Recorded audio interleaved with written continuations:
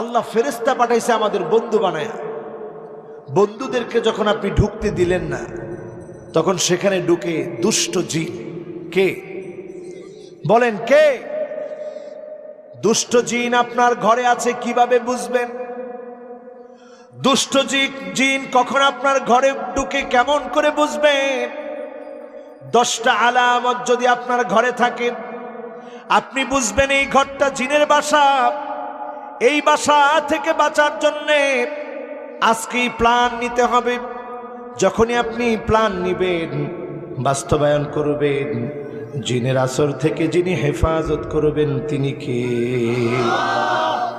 1 number ঘর হলো আল বাইতুল্লাযী ফীহি কাতিউ রাহিম, যেই ঘরের ভিতরে আত্মীয়তার সম্পর্ক ছিন্নকারী বসবাস করে। ওই ঘরের ভিতরে ফেরেশতা আসে না।